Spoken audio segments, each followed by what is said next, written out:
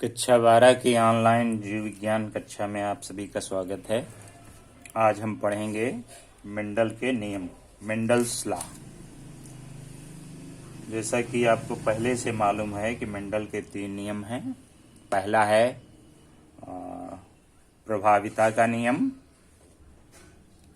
Law of dominance. इसे प्रभावी लक्षणों का नियम भी कहते हैं। दूसरा है पृथक्करण का नियम,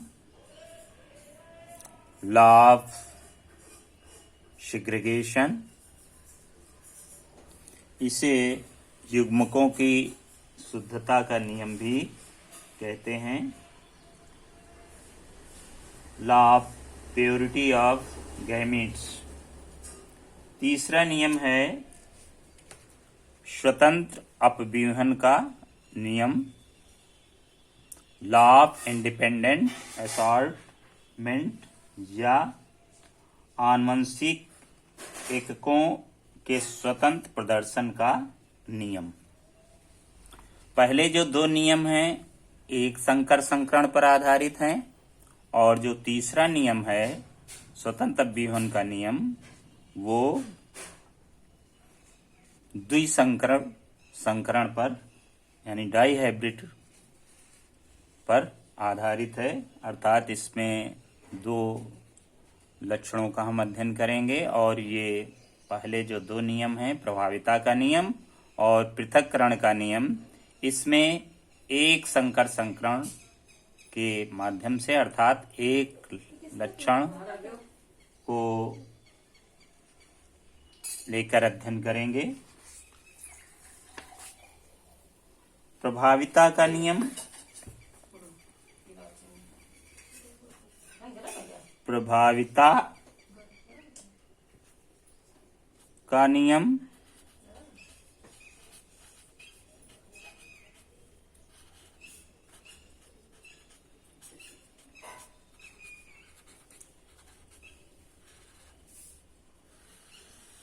इस नियम के अनुसार जब परस्पर विरोधी लक्षण वाले, परस्पर विरोधी मतलब जैसे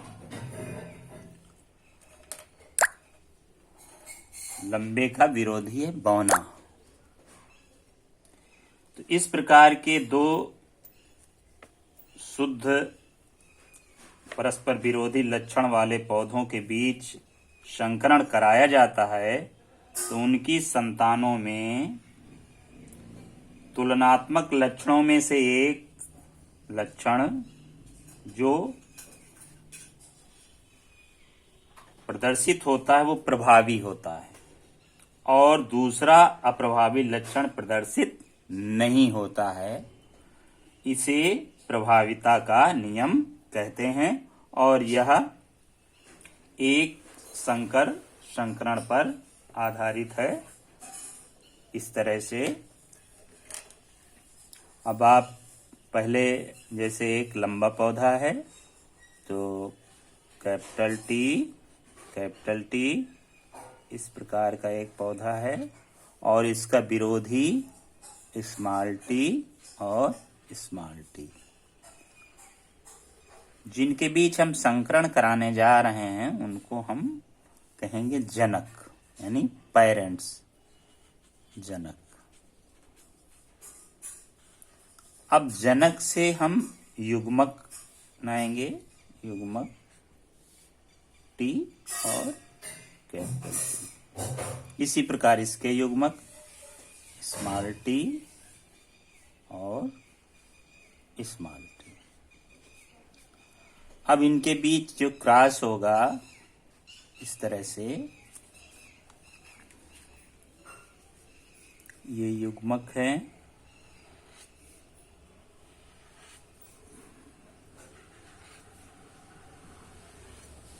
युग्मक यानी गैमीट, इनके मिलने से जोड़ा बनेंगे। ये है जनक और ये है युग्मक। अब इनके बीच संकरण हुआ, जैसे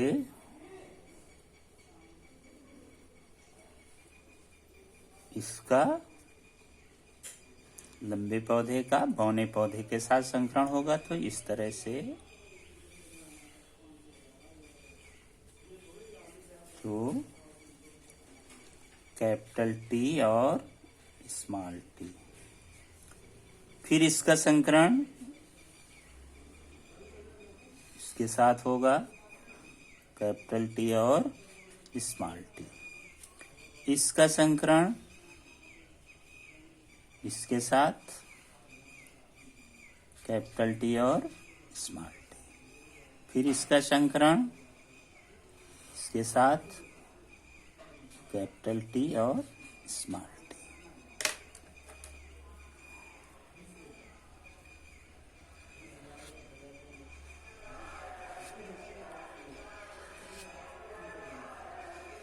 ये F1 पीढ़ी है, F1 पीढ़ी है, पहली पीढ़ी है ये। अब जब हम इसमें देखते हैं तो सभी पौधे एक जैसे दिखाई देते हैं। प्रभावी लक्षण है लंबेपन का, तो ये पौधे सभी लंबे होंगे, लंबे पौधे होंगे।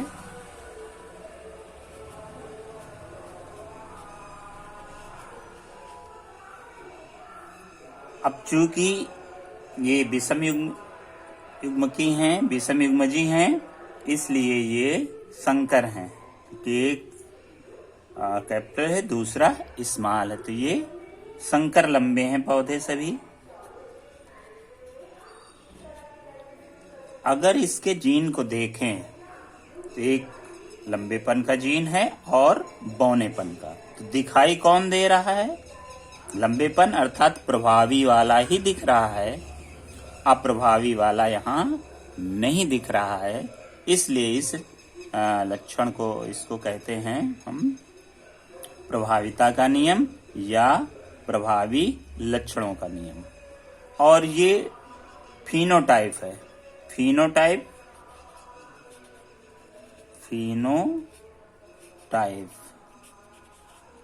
फिनोटाइप का मतलब जो लक्षण दिखाई दे रहा है, दर्श प्रारूप है या समलक्षणी है, वो फिनोटाइप है। इसमें जीनोटाइप, जीन समान है, ये जीन सबके capital T small T, capital T small T इस तरह से होते हैं। तो ये मेंडल का नियम है। इसको हम आरसी पुन्नेट वैज्ञानिक थे, उनके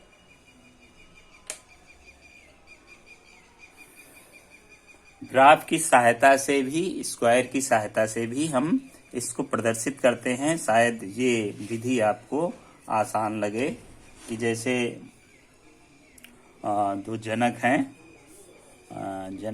कैपिटल टी और इस तरह से। अगर पुन्नेट के हिसाब से इसको हम प्रदर्शित करें तो हम इसके युग्मक बना लेंगे। युग्मक उसी तरह से बना सकते हैं।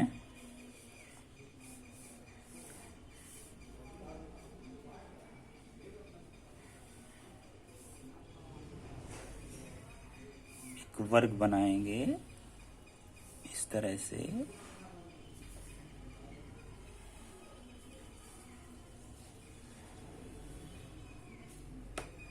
ये क्या है? जनक,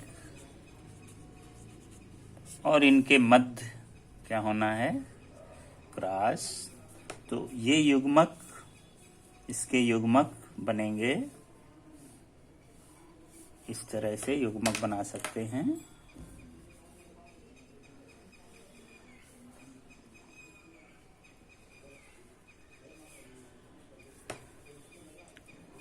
और इसके युग्मक इधर आ जाएंगे।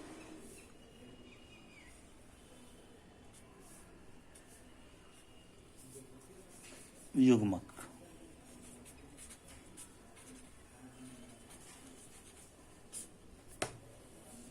अब युग्मक इस तरह से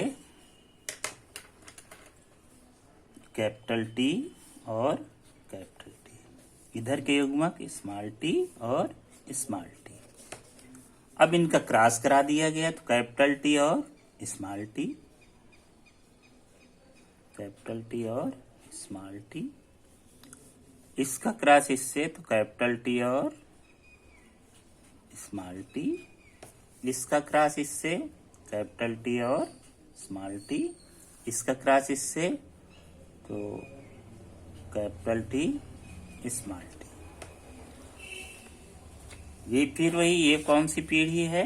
F1 पीढ़ी, F1 पीढ़ी। अब आप जब देखेंगे उसी प्रकार सभी संकर लंबे हैं। संकर लंबे, लंबेपन का लक्षण प्रदर्शित हो रहा है। लंबापन प्रभावी लक्षण है, इसलिए इस नियम को प्रभावी लक्षण, प्रभावी लक्षणों का नियम या प्रभाविता का नियम अंग्रेजी में कहते हैं, लॉ ऑफ डोमिनेंस कहते हैं। तो इसको हम एक दूसरे तरीके से भी हम दिखा सकते हैं, क्योंकि हो सकता है आपको कुछ कठिनाई उत्पन्न हो। तो इसके लिए हम एक पहले 9 वर्ग बना लेते हैं इस तरह से।